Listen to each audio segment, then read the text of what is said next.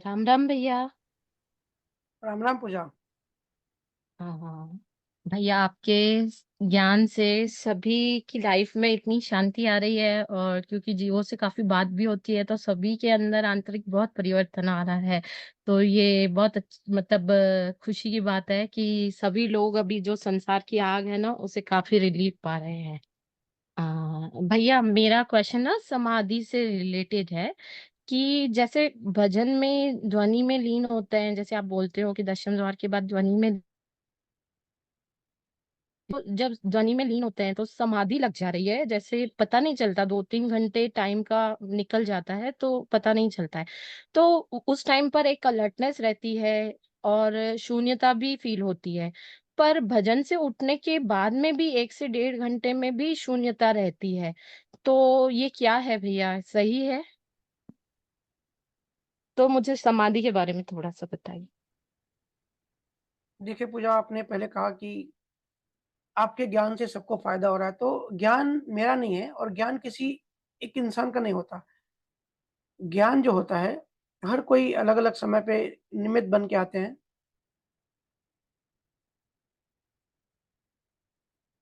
परमात्मा का ज्ञान होता है, किसी एक इंसान का उस पे अधिकार या अथॉरिटी नहीं होता है।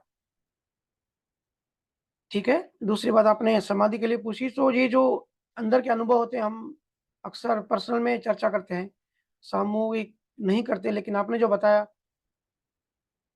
बहुत ही अच्छी अवस्था बताई आपने। ऐसा हो रहा है तो बहुत बहुत बढ़िया है। बहुत आगे की ये स्थिति है। इसको ज्ञान वैराग्य कहते हैं। और गुरु महाराज ने बताया कि अलग अलग वैराग्य बताए, मद वैराग, त्रिमद वैराग। लेकिन जो मोक्ष मिलता है वो ज्ञान वैराग्य से मिलता है, जो भी आपने अवस्था बताई, जिसको नॉर्मल भाषा में हम समझ कहते हैं, अंडरस्टैंडिंग कहते हैं। कि हर चीज की अभी अंडरस्टैंडिंग आ रही है, हर चीज की समझ आ रही है। सत्य वैराग्य या ज्ञान वैराग्य या अनुभव ज्ञान जिसको मैं कहता हूँ। देखिए, आत्मा ऐसी कोई हमारे जैसे ऐसी कोई चीज नहीं है जिसको जिसके हम दर्शन करें, जो हमको दिखाई दे। आत्मा का सिर्फ बोध होता है। अनुभव भी एक वर्ड है जो यूज करना पड़ता है जबरदस्ती। बट अनुभव भी जीवात्मा करती है, लेकिन उस समाधि की उस पराकाष्ठा में जीवात्मा भी नहीं होती है। तो क्या बचता है? सिर्फ बोध बचता है।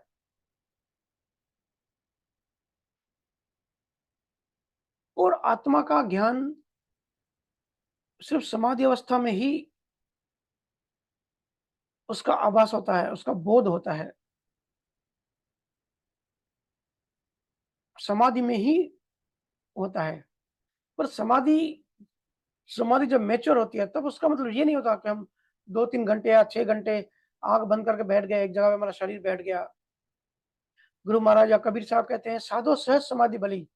ये समाधि बढ़ते बढ़ते जब 24 घंटे परमानेंट बन जाती है, जब चेतना स्थिर हो जाती है, उस समाधि की,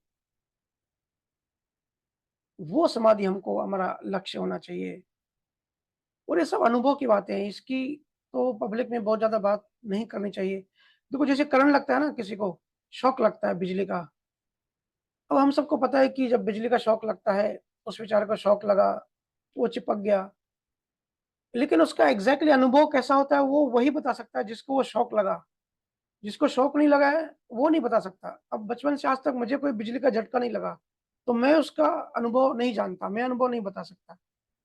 जिसको अनुभव हुआ है वही बता सकता है। तो ये भी जो हाई लेवल के ऊपर की जो बोध की बात है,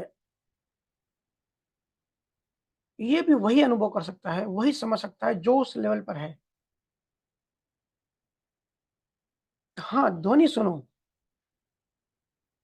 असली जो ध्वनि होती है, अखंड ध्वनि होती है दशम द्वार के बाद वाली, वो सुन के शरीर का देहाध्यास छूट जाता है, छूटता जाता है। नकली आवाजें भी होती हैं, नकली आवाजें ब्रह्मनाद है, वो आकाश तत्व है। जैसे 5 तत्वों की हमने बात करी है ना, ओमकार से ममता महातत्व बना, महातत्व से अलग-अलग तत्व बने, आकाश तत्व बना। तो आकाश तत्व को साधने के लिए जो ब्रह्म की जो ध्वनियाँ होती है, वो कई लोग वो ध्वनि सुनते हैं। वो साकार दुनिया के, वो त्रिकुटी और उसके नीचे की बात है। ब्रह्म की जो साकार दुनिया की जो ध्वनियाँ होती हैं, नाभि से लेके जो त्रिकुटी तक आप सब जब होते हैं, आपको सुनाई देती है। वो अलग-अलग स्थान पे अलग-अलग तत्वों को साधते हैं। त्रिकुटी से अगर नीचे आएँगे, तो साकार माया की वो दुनिया है। त्रिकुटी से लेके दशम द्वार तक, वो ब्रह्मा ब्रह्म की ध्वनियाँ हैं। उनमें भी समाधियाँ लगती हैं, उसमें भी अलग-अलग समाधियाँ लगती हैं।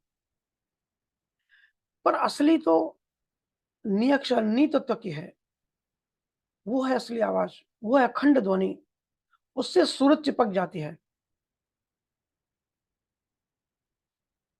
जैसे अभी सभी शरीरों की बात करी, तो जो सूरत है, सब शरीरों से एक-एक करके निकल के, आवरण हटा के, उस ध्वनि से चिपक जाती है। बहुत लोग कहते हैं कि समाधि मतलब निर्विकल्प समाधि, जिसमें विचार शून्य हो जाओ। अरे भाई, विचार शून्य समाधि नहीं होती। असली समाधि तो उसके बहुत आगे की बात है। विचार शून्य तो आप इंजेक्शन लगा के भी कर सकते हो। मेरे पास लोग आते हैं, कहते हैं भैया कुछ नहीं करना है, बस मन को शून्य करना है, मन शून्य हो जाए। तो मैं कहता हूँ भाई इतनी मेहनत क्यों करते हो? बड़ा आसान है, इंजेक्शन लगा लो, कोमा में चले जाओ, हो गए, मिल गया मोक्ष आपको। अगर इतना ही आसान आपको लगता है, तो कोमा में जो है वो तो मोक्ष में ही है। कोमा में शरीर पड़ा रहता है, जीवात्मा वैसी की वैसी ही बेचैन रहती है। विचार उसमें, भाव, विचार, कल्पनाएँ, संकल्पनाएँ, ये जो संस्कार है वो सब घूमते ही रहते हैं, वैसे के वैसे, जिसको ड्रीम, सपने की अवस्था कहते हैं। समाधि लग गई का मतलब जहाँ मन गया, ईगो गया, अहंकार गया, सर्वत्र हो गया, सब फ़र्क मिट जाता है। जो मेरे अंदर है वही दूसरे के अंदर है, जो दूसरा है वही मैं हूँ। सब मेरे हैं, मैं सबका हूँ। वो जो डिवाइड डिवाइड है ना, बुद्धि डिवाइड करती है। तो ब्रह्म समाधि तक तो बुद्धि ढीली हो जाती है। तो जिसको शंकराचार्य विहोन कहते हैं, अद्वैत कहते हैं, जहाँ द्वैत नहीं है, तो द्वैत, ये बात समझने की है, जो शंकराचार्य के फॉलोअर्स हैं, मैं उनको कहना चाहूँगा, अद्वैत की तो बात है, लेकिन वो अद्वैत तक पहुँचेंगे कैसे? जब इस डुअलिटी से छूटेंगे। डुअलिटी कौन करता है क्रिएट? बुद्धि। मतलब ऐसा कोई प्रोसेस जो हमारे बुद्धि से हमको मुक्त कर दे। बुद्धि से मुक्त हो गए तो हो गए शंकराचार्य के हिसाब से अद्वैत, सब एक हो गए। फिर दोनों हाथ ही मेरे हैं, जैसे दोनों हाथ मेरे होते हैं, हम अनुभव करते हैं ना, वैसे पूरा ब्रह्मांड मेरे अंदर है।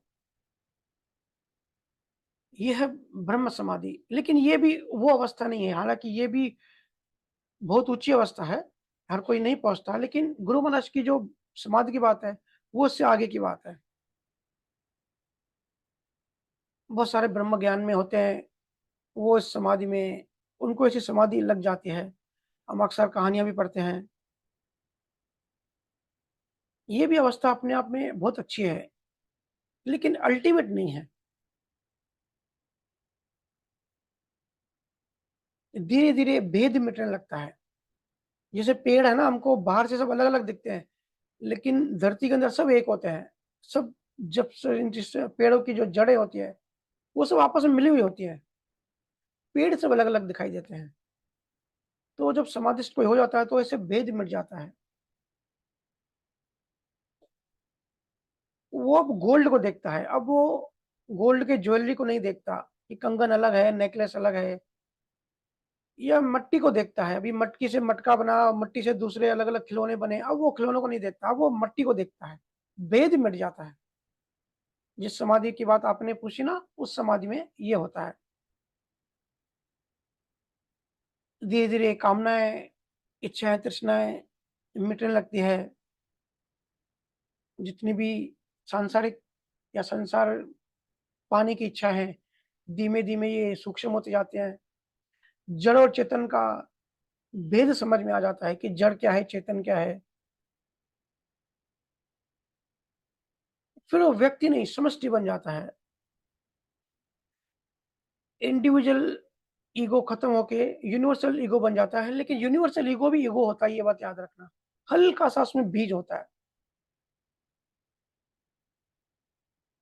जैसे सपने में हम प्रॉफिट एंड लॉस करते रहते हैं, लाभ और हानि, लेकिन जैसे ही सपना खुला, सब एक हो जाता है ना। या मौत के बाद जैसे कोई मर रहा होता है, तो वो रोता है, तड़पता है, बिलखता है, या उसके रिश्तेदार तड़पते हैं कि भाई हमारा जो प्यारा इंसान था उसकी मौत हो गई। लेकिन मरने के बाद सब एक हो जाता है। बहुत बार तो वो दूसरे शरीर में भी चला जाता है। दूसरा शरीर, दूसरी योनि उसकी स्टार्ट भी हो जाती है। ऐसे ही सपना होता है।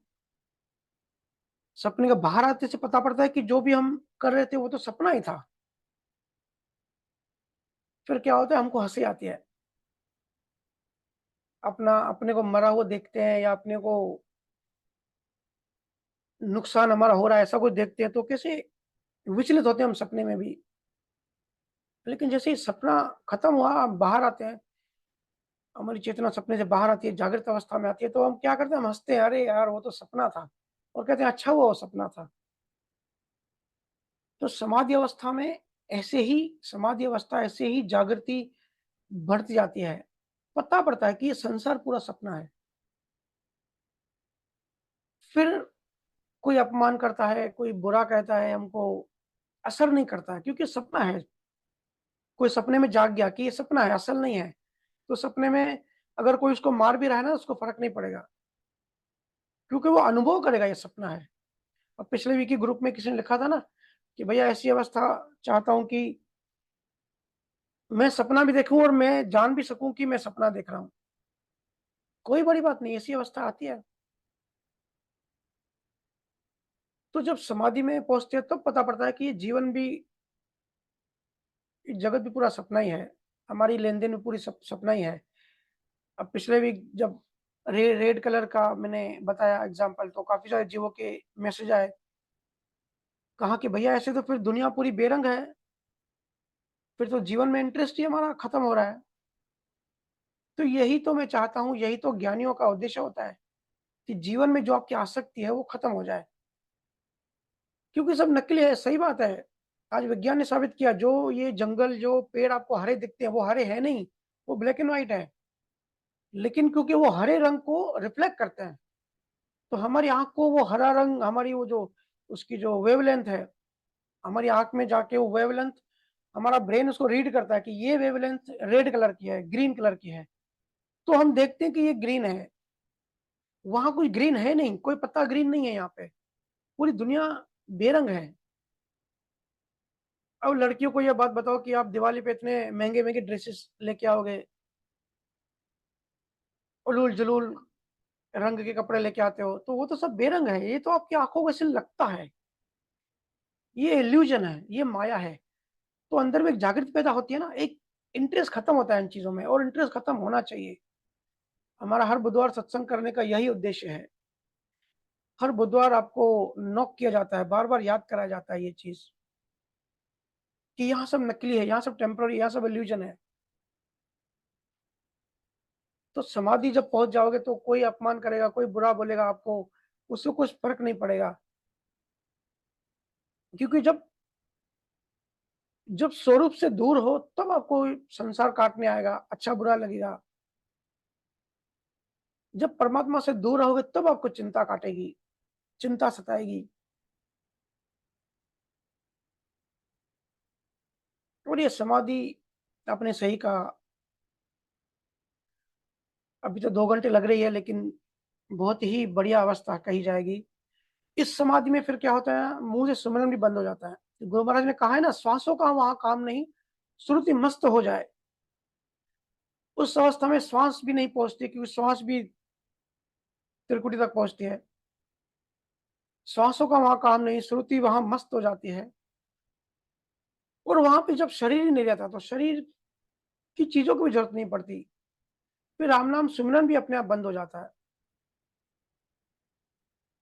जब साध्य मिलने लगता है, तब साधन छूट जाता है। यही तो मैं चीज़ समझाना चाहता हूँ। बहुत लोग कहते हैं कुछ करने की ज़रूरत नहीं है, कुछ साधन करने की ज़रूरत नहीं है, कुछ क्रिया करने की ज़रूरत नहीं है। अरे भई ज़रूरत नहीं है, ठीक है, लेकिन किसको? जिसको साध्य मिल गया है। मंज़िल मिल गई, अब रास्ते की ज़रूरत नहीं है, लेकिन जिसको मंज़िल नहीं मिली उसको तो रास्ता चाहिए ना। बिना रास्ते के मंज़िल कैसे पहुँचेगा? तो ये तो ऐसी बात हो गई कि हम रास्ता रास्ते की यात्रा करके मंज़िल पहुँच गए और अब दूसरों के लिए कह रहे हैं कि आपको रास्ते की ज़रूरत नहीं है। अरे भाई, खुद मंज़िल पे कैसे पहुँचा? साध्य मिलने से साधन छूट ही जाते हैं। ये एक नेचुरल लॉ ऑफ यूनिवर्स है। ये कोई मेरा आपका पैदा किया हुआ नहीं है।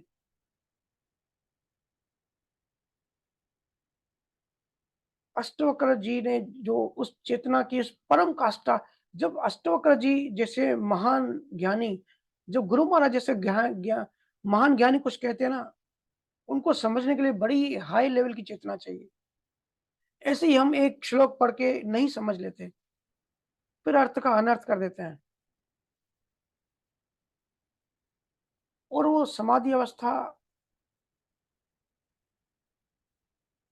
अवस्था ऐसी है कि वहाँ से नीचे, जो वहाँ स्थिर हो गया वो वहाँ से नीचे नहीं आना चाहता। मैं भी नहीं आना चाहता। अब क्या वर्णन करूँ उस अवस्था की? ये तो आप सबके लिए नीचे उतरना पड़ता है। नहीं तो वो प्रेम,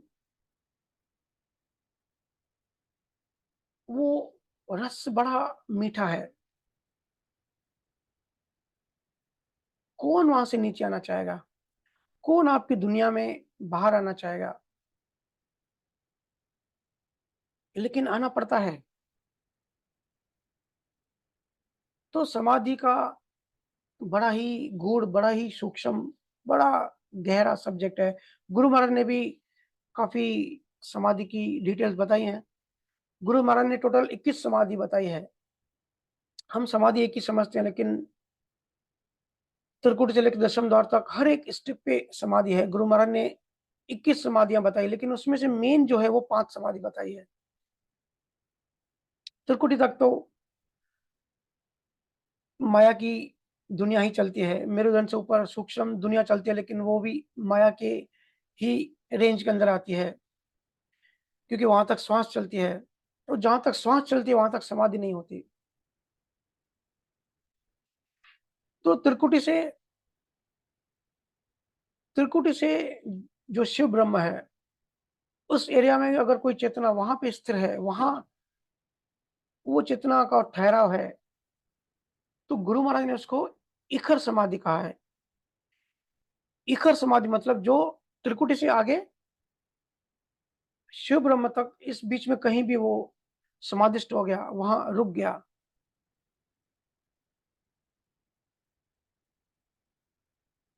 शिव ब्रह्म तक वो बात होती है। फिर दूसरी समाधि कही शून्य समाधि। शून्य समाधि जो है, ये शिव ब्रह्म जब सूरज ठहरती है, जब उससे आगे बढ़ने लगती है, तब जो जीवात्मा है, मतलब मन, चित, बुद्धि, अहंकार और 5 वासनाएँ,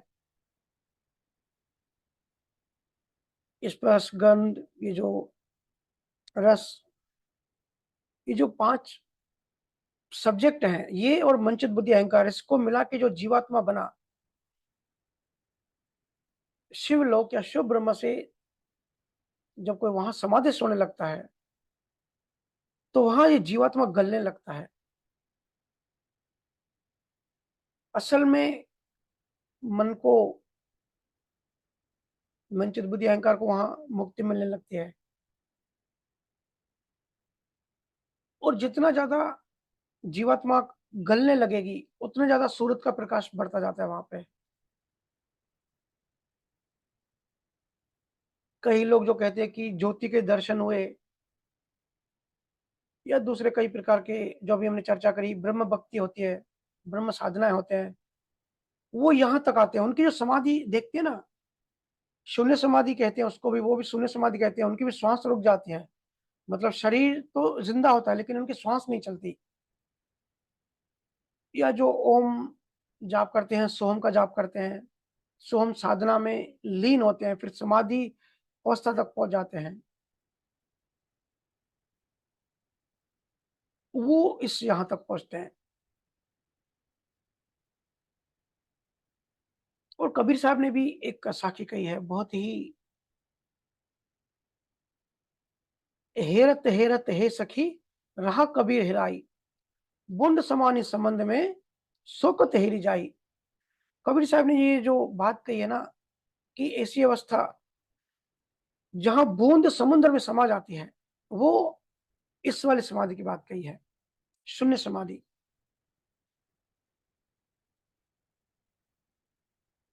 आगे भले उन्होंने कहा कि पहले तो मैंने देखा कि बूंद समुद्र में समा गई, फिर जब आगे की उन्होंने बात की, उन्होंने कहा कि गलती हो गई। एक्चुअल में बूंद समुद्र में नहीं समा गई, समुद्र बूंद में समा गया, वो आगे की बात कह रहे हैं। लेकिन शून बूंद जब समुद्र में समा जाती है, इस अवस्था को शून्य समाधि कहते हैं। सारे ओहम सोहम भक्ति वाले जितने भी आप देखते हो ना, जो ब्रह्म भक्ति करते हैं, माया की नहीं, जो सूक्ष्म ध्यान योग साधना करते हैं, वो यहाँ तक पहुँचते हैं। वो इस अवस्था की बात कर रहे हैं। ये भी बहुत परम अवस्था है, ये भी उच्च अवस्था है। यहाँ भी कोई आसानी से नहीं पहुँच सकता, कोई बिना गुरु के नहीं पहुँच सकता। लेकिन इसको भी परम मोक्ष नहीं कहेंगे। गुरु महाराज ने बहुत आगे की बात कही है, कबीर साहब ने बहुत आगे की बात कही है। दादू दयाल, दरिया शाह जी महाराज, जितने भी केवल ज्ञानी है ना, बहुत गहरी बातें बताई है। क्योंकि ये अवस्था में भी जीवात्मा तो गल जाती है, लेकिन सूक्ष्म बीज बाकी रहता है। 36 कल्पों बाद जब वापस से प्रलय आता है, फिर प्रकृति वापस रचना करती है, वापस कुदरत बनती है। तब ऐसे जो जीव होते हैं, जो समाधि में हैं, जो बीज स्वरूप है, जो शिवलोक में पड़े हैं, उनकी वापस से क्रिएशन होती है, उनको वापस से शरीर मिलता है, उनको वापस से दुनिया में आना पड़ता है। क्योंकि 36 कल्प बहुत ज़्यादा होते हैं, इन्फिनिट ईयर्स होते हैं, बिलियंस ऑफ ईयर्स होते हैं। तो वो भी इसको मोक्ष ही कहते हैं। लेकिन गुरु महाराज कहते हैं ये परम मोक्ष नहीं है। हाँ, बहुत अरबों करोड़ों साल आप एक मोक्ष की अवस्था में होगे, लेकिन वापस आना पड़ेगा।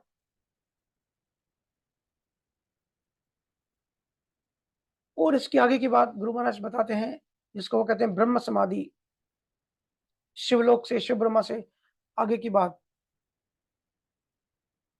देखिए, पार ब्रह्म से दशम द्वार तक या कई सिद्ध होते हैं, सिद्धशिला में भी जिनकी समाधियाँ लग जाती हैं। अभी दशम द्वार नहीं खुला, लेकिन शिवलोक से भी आगे पहुँच गए, तो उनको अलग-अलग टाइप की ध्वनियाँ सुनाई देती हैं। हमने हमने इसकी चर्चा करी हुई है पहले, कि कैसे अनाहद नाद, ओमकार नाद, जिंग शब्द, अलग-अलग ध्वनियाँ सुनाई देती हैं। तो उस समाधि में इस तरह की ध्वनियाँ सुनते हैं और इस तरह की ध्वनि में वो लीन होके शिव ब्रह्मा के या ब्रह्म समाधि में, वो शून्य समाधि में लीन होते हैं। लेकिन ये वाली जो है, दशम द्वार के ठीक नीचे शुद्धशिला, यहाँ पे जो स्थिर होते हैं।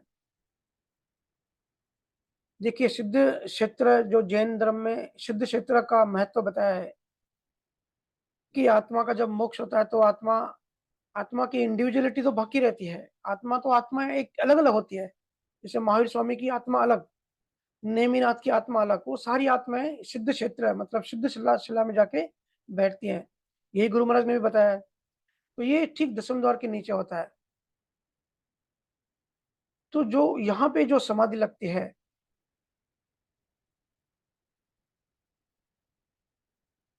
गुरु महाराज ने इसको तत्व समाधि कहा है। तत्व बेदी, तत्व ज्ञानी या तत्व समाधि, नाम कुछ भी दे दें। और जो ज्ञानी पुरुष होते हैं, जैसे दादा भगवान या 24 तीर्थंकरों में जिन तीर्थंकरों को नियक्षर नहीं मिला, क्योंकि वो भी है तो तीर्थंकर, जगत को उन्होंने ज्ञान दिया, तो वो सिद्ध क्षेत्र में आए, पर अभी भी दशम द्वार नहीं खुला। क्योंकि दशम द्वार खुलता है नियक्षर की पावर से। दशम द्वार खोलने की पावर और किसी को नहीं है। सिद्ध क्षेत्र में भी पहुंचना अपने आप में बहुत बड़ी बात होती है। उनके हिसाब से ये भी परम मोक्ष है। यहाँ भी हर कोई नहीं पहुंचता। यहाँ भी जब राग द्वेष सब छोड़ देंगे, तब कोई अपनी मेहनत से, बहुत जन्मों की मेहनत से यहाँ पहुंच पाता है। लेकिन नियक्षर नहीं है तो वो सिद्ध क्षेत्र में ही वो रुक जाता है, आगे नहीं बढ़ते। गुरु महाराज ने बताया कि 4 तीर्थंकरों को नियक्षर का भी वेद मिला था। ऋषि ऋषभ देव जी है, तो उन्होंने, उनका दशम द्वार खुल गया था। तो वो इस तत्व समाधि से भी आगे बढ़ गए थे। लेकिन ये जो ज्ञानी है, ये सब तत्व समाधि में है। इसको गुरु महाराज चौथे नंबर की जो समाधि है, तत्व समाधि कहते हैं। यहाँ भी सूक्ष्म बीज होता है, लेकिन बीज नष्ट नहीं होता। कभी ना कभी इनका जन्म वापस होगा। इनकी जो जीवात्मा है वापस से आएगी। कहने का मतलब, पेड़ खत्म हो गया, टारियां पत्ते सब खत्म हो गए, लेकिन बीज बाकी रह गया। नियक्षर है तो दशम द्वार खुलता है, तब बीज नष्ट हो जाता है।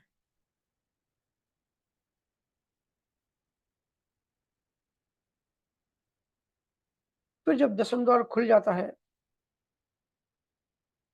उसको भी गुरु महाराज ने, उसको भी दशम द्वार ही समाधि कह लें, पार ब्रह्म समाधि कह लें, नाम कुछ भी दे दें। लेकिन बात है कि गुण की, कि यहाँ पे क्या होता है। तो देखो, चौथे नंबर की समाधि की जब बात करी, उसमें बीज होता है। बीज क्यों होता है? क्योंकि नाद और बिंद अलग नहीं होते।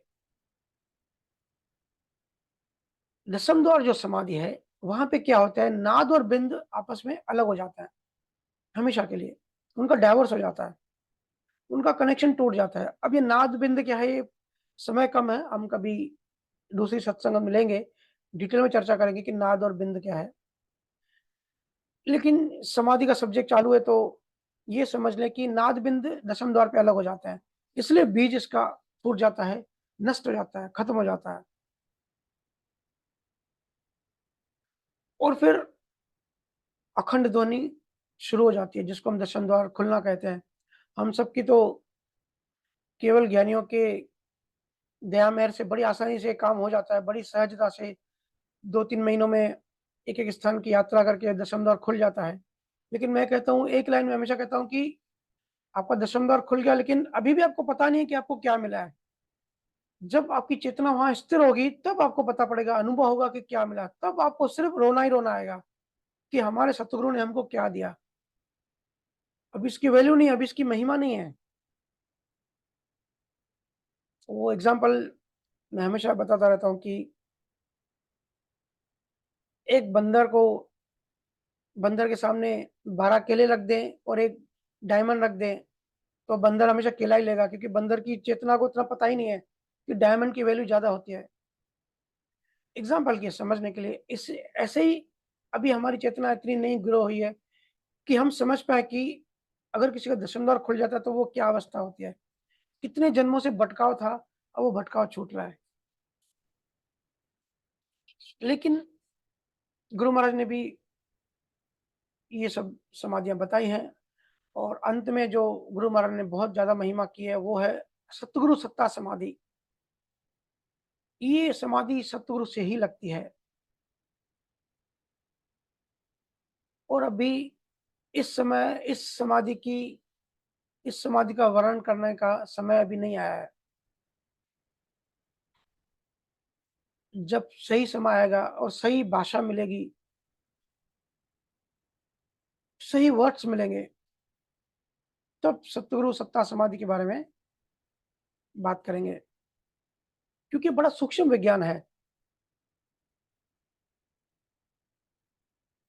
बट ये बहुत गहरी बात हो गई समाधि की। आपका सवाल बढ़िया बहुत अच्छा था, टॉपिक भी अच्छा निकला। लेकिन हम सबको ये समझना है कि अभी इस समय इन सब में डीप में नहीं जाके सिर्फ़ इतना समझना है कि समाधि मतलब जहाँ मन खत्म हो जाए, अहंकार खत्म हो जाए। और जब अहंकार खत्म होता है तब बचता क्या है? तब बचता है प्रेम।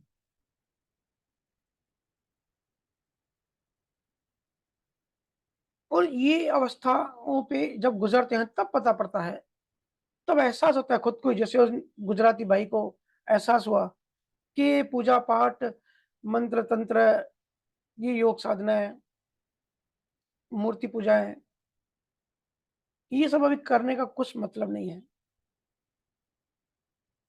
क्योंकि तब एहसास होता है कि मैं ही परमात्मा हूँ, इस जगत को मैं ही प्रकाश दे रहा हूँ। तो बड़ी अल्टीमेट वो अवस्था है। अब बुद्धि भी खत्म, क्योंकि हम जो भी सुनते हैं, जो भी सोचते हैं, बुद्धि से, इंटेलिजेंस से ही सुनते हैं, ज्ञान से सुनते हैं। अगर मैं कहूँ एप्पल, तो आपकी आँख के सामने एप्पल आ जाएगा, क्योंकि आपके चित्त में एप्पल की फ़ोटो पड़ी हुई है। लेकिन वो चित्त जब डिलीट हो जाएगा, जब बुद्धि खत्म हो जाएगी, तब कुछ भी समझने समझाने के लिए बाकी नहीं रह जाएगा। सिर्फ़ इतना होगा कि आत्मा का प्रकाश डायरेक्ट आएगा, डायरेक्ट वो बोध होगा। देखिए, बोध में और इन्फॉर्मेशन में बड़ा फ़र्क है। बोध को क्या शब्द दूसरा बोलूँ, मुझे समझ में नहीं आ रहा है, बट उस उस अवस्था में बोध होता है।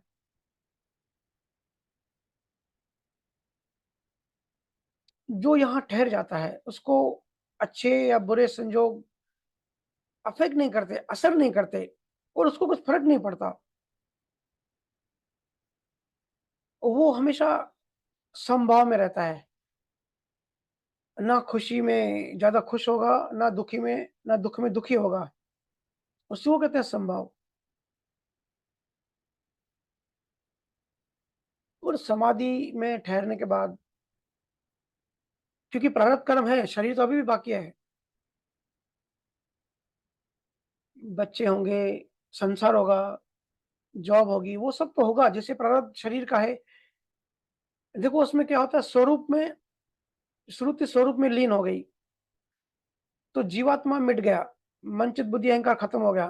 तो बचा क्या? एक तो ये जड़ शरीर बचा और स्वरूप बचा। श्रुति चली गई, श्रुति ने जीवात्मा को छोड़ के स्वरूप में मर्ज हो गई, एक हो गई। लेकिन जब तक श्वासें हैं, जब तक प्रारब्ध शरीर है, तब तक तो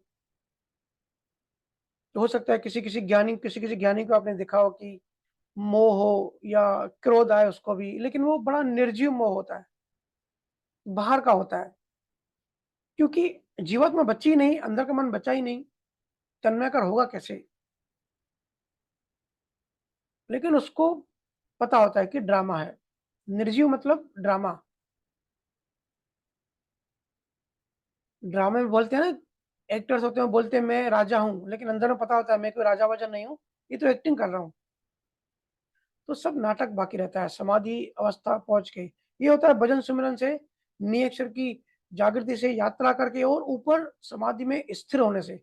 सबसे इम्पोर्टेंट बात है, ये राम शनि आज यहाँ फँसे हुए हैं, स्थिर नहीं हो पाते, क्योंकि सतगुरु मेहर चाहिए, सतगुरु मेहर से स्थिर होते हैं। क्योंकि याद रखना, मोक्ष सत्व स्वरूप का नहीं करना है, परम मोक्ष स्वरूप का नहीं होता, स्वरूप तो मोक्ष में ही है, आत्मा तो मोक्ष में ही है। मोक्ष अहंकार का करना होता है। अहंकार मतलब जीवात्मा, मन, मन, चित्त, बुद्धि, अहंकार, आप नाम कुछ भी दे दे, कॉन्सेप्ट समझे। मुझे लोग कहते हैं भैया आप अलग जगह पे अलग एंगल से समझाते हो और अलग-अलग शब्द यूज़ करते हो। तो करना पड़ता है भई आप लोगों के लिए, ताकि अच्छे से कॉन्सेप्ट बैठ जाए, अंडरस्टैंडिंग डेवलप हो, मुक्त होते जाएँ।